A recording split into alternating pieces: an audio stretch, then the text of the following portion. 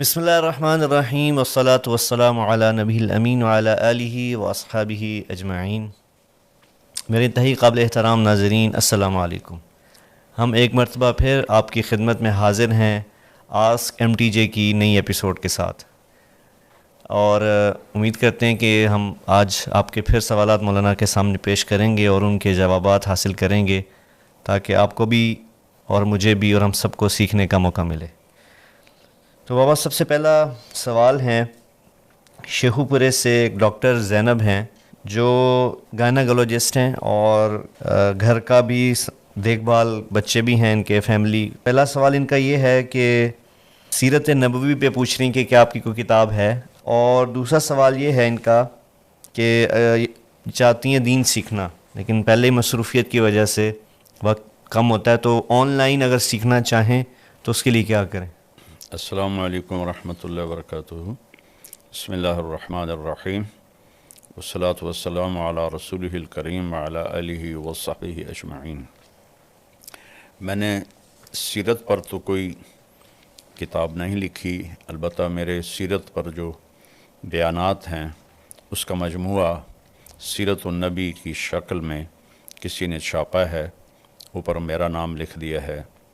وہ اللہ کے نبی کی سیرت کو سمجھنے کے لیے مفید ہے، اور البتہ گلدستہ اہل بیت کی خدمت اللہ تعالیٰ نے مجھ سے لی، اس میں مختصر سب کے حالات ہیں، اور سیرت النبی کی جو بھی کتاب ملے اس سے آپ استفادہ کریں۔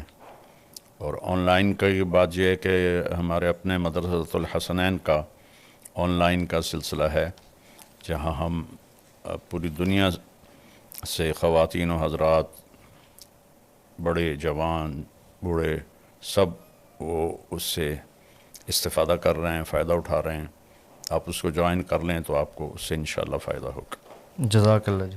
اس میں مزید میں بھی کچھ عرض کرتا چلوں آن لائن کورس کے حوالے سے کہ بڑا منظم اور مرتب کورس ہے، اور اگر آپ ہمارا مولانا کا پیج آپ نے لائک کیا ہوا ہے طارق جمیل آفیشیل، تو اس پر اس کی اناؤنسمنٹس آتی رہتی ہیں۔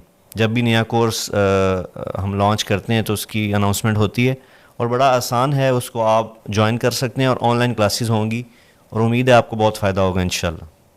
اچھا، اگلا بابا ایک بہن ہے، اور ان کا ایک سوال بھی ہے اور ایک دعا بھی ہے، خواہش بھی ہے۔ یہ کہہ رہی ہیں کہ مولانا آپ کا اخلاق، بیہیویئر بہت اچھا ہے، تو میں یہ چاہتی ہوں کہ آپ میرے لیے، یعنی مولانا میرے لیے دعا کریں کہ اللہ مجھے بھی ایسا خامد عطا کرے۔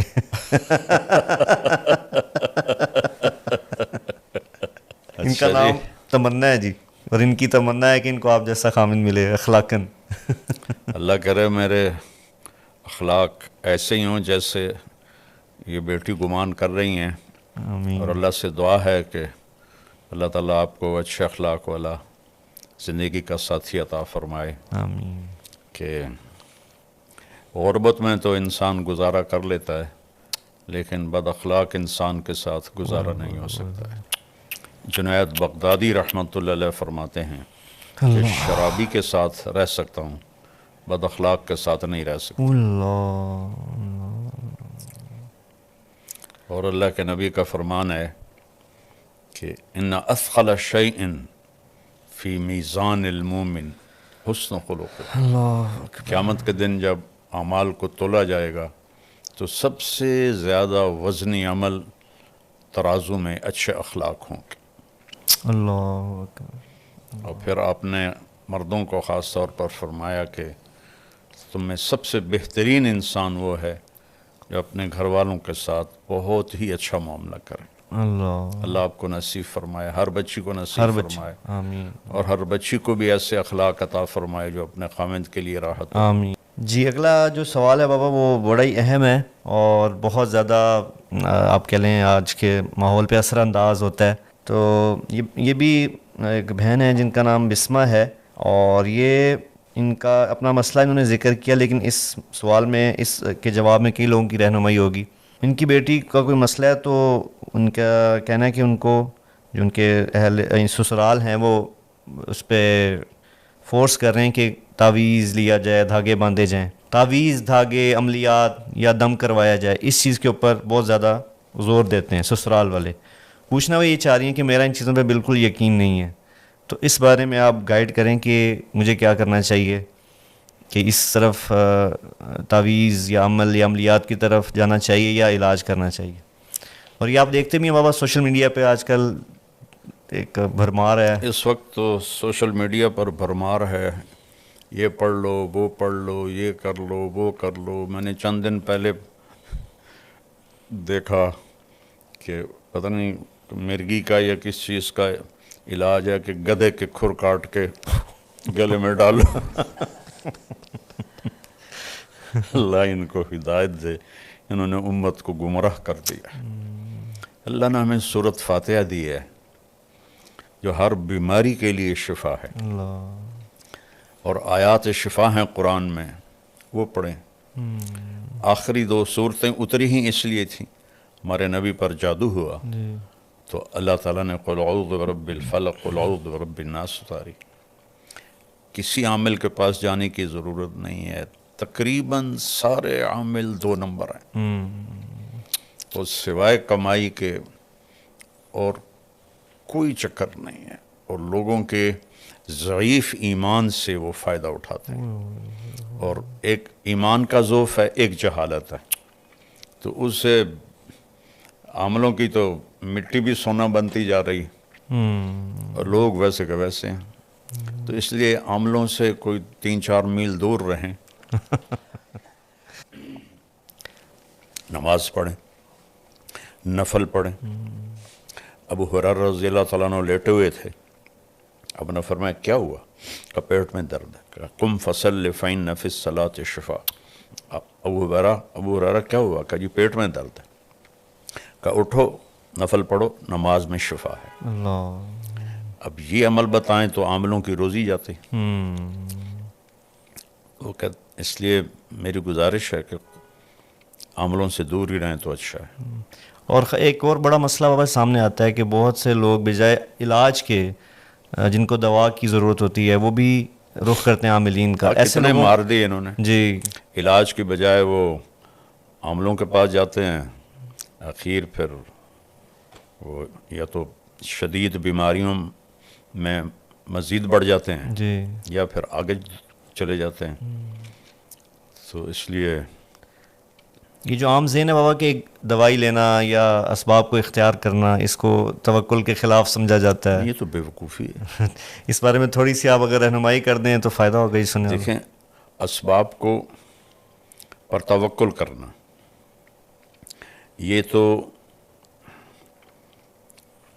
جہالت ہے. اسباب کو بیکار سمجھنا یہ بے وقوفی ہے. اللہ نے بنایا کیوں ہے سب کچھ؟ یہ سارا اس لیے تو والذی خلق لکم ما فی الارض جمیعا، یہ سب کچھ جو بنایا تمہارے لیے بنایا. اللہ، اور اللہ کے نبی نے خود حضرت سعد بن ابی وقاص رضی اللہ تعالیٰ عنہ کے مرض کی تشخیص کی، انک لمفعود، تجھے دل کا دورہ ہے، اور تو اس کو 7 کھجوریں عجوہ کی گٹھلی کوٹ کے کھلاؤ. یہ تو اپنی طرف سے. پھر فرمایا اس کو حارث بن کلدہ کے پاس بھیجو، وہ اس کا علاج کرے. وہ طائف میں طبیب تھے، ان کے پاس بھیجا علاج کے لیے. سبحان اللہ، سبحان اللہ. تو یہ بیوقوف لوگ ہیں جو کہتے ہیں کہ توکل کا مطلب ہے کہ بس کچھ بھی نہ کرو. حضرت عمر رضی اللہ عنہ جمعہ پڑھا کے اترے، اٹھے مصلی سے، جی، ایک طرف کچھ نوجوان بیٹھے تھے. آپ نے فرمایا من انتم، کون لوگ ہو؟ نوجوان تھے. کہ نحن المتوکلون، ہم توکل والے ہیں. فعلاہم بدرتہ، انہوں نے اپنا درہ اٹھایا اور ایک ایک کی کمر کو سیکا. کہا اللہ آسمان سے سونا نہیں برساتا، پانی برساتا ہے. اللہ اکبر. اور جمعے کی نماز سی نا، تو اللہ کہتا ہے اذا قضیت الصلاۃ فانتشروا فی الارض، تو تم یہاں بیٹھے ہو، اللہ اوپر سے تمہیں پھینکے گا. اگر آئندہ تم یہاں نظر آئے میں تمہارے چہرے لال کر دوں گا. اللہ اکبر، سب کو بھگا دیا. اللہ اکبر. او قل ثم توکل. ایک صحابی نے پوچھا یا رسول اللہ، اونٹ کو باندھ کے توکل کروں یا ویسے ہی توکل کروں؟ آپ نے فرمایا او قل ثم توکل، پہلے اس کو باندھو پھر توکل کرو. اللہ، ہمارے نبی غار میں چھپے بیٹا، اللہ، کیا آپ میں توکل نہیں تھا؟ سبحان اللہ. 3 دن سخت گرمی ستمبر کے مہینے، 27 صفر کی رات، 28 صفر کی رات، 29 صفر کی رات اور 1 ربیع الاول کو آپ وہاں سے نکلے اور سارا راستہ تبدیل کیا. ایک کافر رہبر تھا، عبداللہ بن اریقط، حضرت ابوبکر صدیق کا دوست تھا. بعد میں اس کا کوئی تذکرہ نہیں ملتا کہ وہ ایمان لایا یا نہیں لایا. اس کو رہبر بنا کے آپ نے سفر پایا. تو اسباب کا ترک، اس کو توکل سمجھنا، یہ بہت ہی غلط. اور اسباب میں یوں لگنا کہ حلال حرام کی پہچان ہی ختم ہو جائے. جھوٹ نہ بولیں تو کم روٹی کہاں سے کھائیں، رشوت نہ لیں تو روٹی کہاں سے کھائیں، یہ بھی حرام ہے. اللہ تعالیٰ نے پہلا تعارف ہی کروایا ہے الحمدللہ رب العالمین. صرف تمہارا نہیں، پتہ نہیں کتنے عالم ہے، کہ سب کا رب، سب کو پالتا ہوں. میں کہتا ہوتا ہوں کافروں کو توحید میں دھوکہ لگا، وہ پتھروں کے آگے جھک گئے، بتوں کے آگے جھک گئے. مسلمانوں کو ربوبیت میں دھوکہ لگا، توحید میں دھوکہ نہیں ہے. کسی کے آگے پتھر کا بت رکھو، شرابی جواری کا نہ، اسے کوئی نہ سجدہ کر کا توبہ توبہ میں کافر ہوں. لیکن وہی ہے، سود پہ کاروبار کرے گا، جھوٹ بھی بولے گا، چوری بھی کرے گا، ڈاکہ بھی ڈالے گا، رشوت بھی لے گا، روٹی کی تو کھاوی. تو مسلمانوں کو ربوبیت میں شک پڑا تو اللہ نے الحمدللہ رب العالمین سے قرآن شروع کیا. اور قل اعوذ برب الفلق، قل اعوذ برب الناس، رب سے شروع کر کے رب پہ ختم. سبحان اللہ. اور نماز شروع کی الحمدللہ رب العالمین. رکوع میں گیا سبحان ربی العظیم، رکوع سے کھڑا ہوا ربنا لک الحمد. سجدے میں گیا سبحان ربی الاعلی. اتنا اللہ نے رب کا تکرار کروایا مسلمانوں سے. میں رب ہاں، میں رب ہاں، میں کھواونا ہے، میرے کو کوئی تھوڑ کوئی نہیں. تو یہ دونوں ایکسٹریمیں غلط ہیں. جی. اگلی بھی جو سائلہ ہیں ان کا نام شبنم ہے. یہ کہہ رہی ہیں کہ میں یو پی ایس سی کی تیاری کر رہی ہوں گھر میں، لیکن جاب کے لیے مجھے یقیناً پھر باہر نکلنا پڑے گا. تو اس میں پھر پردے کا تو میں بڑا اہتمام کرتی ہوں. پھر جاب میں جب میں جاب کروں گی اس وقت مشکلات کا سامنا کرنا پڑے گا مجھے. تو اس میں کیا کرنا چاہیے؟ یعنی جاب کرنی چاہیے یا پردے کی وجہ سے جاب چھوڑ دینی چاہیے؟ دیکھیں، صحیح بات یہ ہے بیٹا کہ عورت کے لیے جاب نہیں ہے. وہ خامد کے ذمے ہے کہ وہ اپنی بیوی کو موت تک اس کی کفالت کرے، اس کے بچوں کی. جو مہر لکھا جاتا ہے یہ کسی کی بیٹی کی قیمت نہیں ہوتی. مہر ایک علامت ہے کہ جب تک یہ نکاح قائم رہے گا یہ لڑکا اس لڑکی کی، اس کے بچوں کی کفالت کرے گا. اور عورت کی جاب ہے گھر اور بچوں کی تربیت اور پرورش، جو سب سے بڑی جاب ہے، سب سے بڑی جاب ہے. جب اس جاب سے ماؤں نے منہ پھیرا تو اولادیں انسانیت ہی بھول گئیں. اس وقت ہمارے کالج، یونیورسٹیز نشے کے اڈے بنے ہوئے ہیں. 80% بچے بچیاں نشہ کر رہے ہیں. اور girl friend, boy friend culture ایسے ہو گیا کہ جیسے کوئی یہ گناہ ہے ہی نہیں. اللہ تعالیٰ نے کہا لا تقربوا الزنا انہ کان فاحشۃ ومقتا وساء سبیلا. زنا کے قریب بھی نہ جاؤ. یہ عجیب بات ہے. کہنا تھا زنا نہ کرو، جی. قریب نہ جاؤ کا کیا مطلب؟ کہ جو چیزیں اس کو پروموٹ کرتی ہیں، موٹیویٹ کرتی ہیں، ان سے دور رہو. اس میں سب سے بڑی چیز آزادانہ ملاپ ہے نوجوان بچے بچیوں کا، مردوں عورتوں کا، جس کو اللہ نے حد بندی سے روکا. تو جب وہ ہم نے بیریئر توڑا تو ساری نسل اس پہ لگ گئی اور یہ مسئلہ ہی کوئی نہیں رہ گیا. تو اللہ نے کہا یہ بہت بڑی فحاشی ہے. اور مقت کہتے ہیں انتہائی قابل نفرت چیز کو.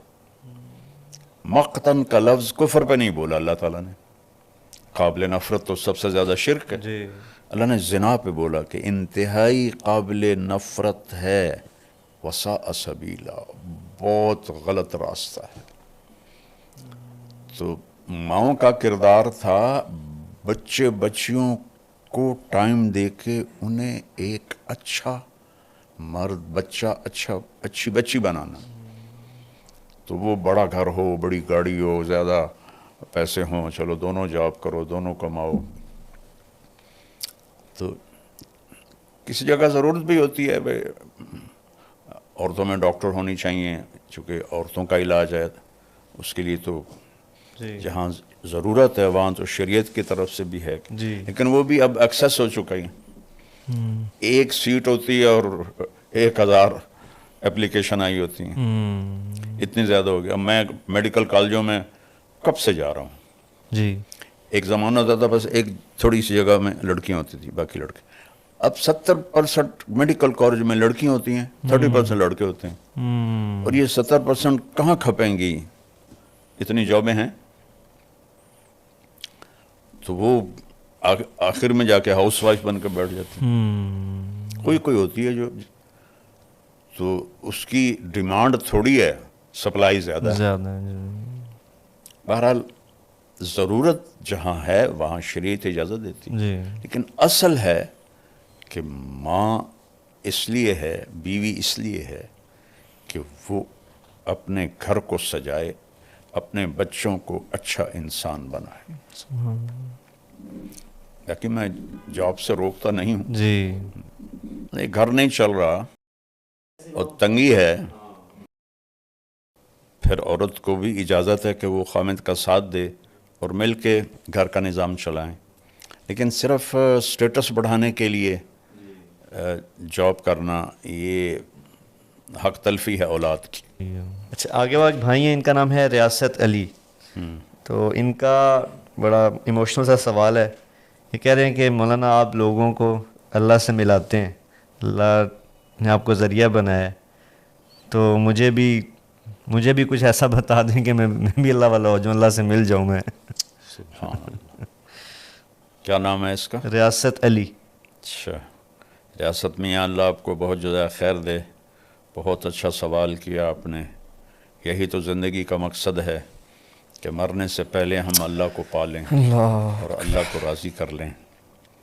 تو اس میں کوئی مشکل بات ہی کوئی نہیں ہے. ایک صحابی نے کہا کہ اريد ان اکون من احباب اللہ و رسولہ، میں چاہتا ہوں میں اللہ اس کے رسول کے تعلق والوں میں بن جاؤں. تو آپ نے فرمایا احبب ما احب اللہ و رسولہ تکن من احبابہما. جو اللہ اس کے رسول کو پسند ہے اسے اپنی پسند بنا اور اس پہ عمل کر، تو اللہ اس کے محبوب کا حبیب بن جائے گا. تو سب سے آسان ہے اللہ سے تعلق، کیونکہ نہ کسی کی محنت کرنی پڑتی ہے، نہ کوئی پیسہ لگانا پڑتا ہے، بس اس جسم کو ڈھالنا ہوتا ہے اللہ رسول کی اطاعت.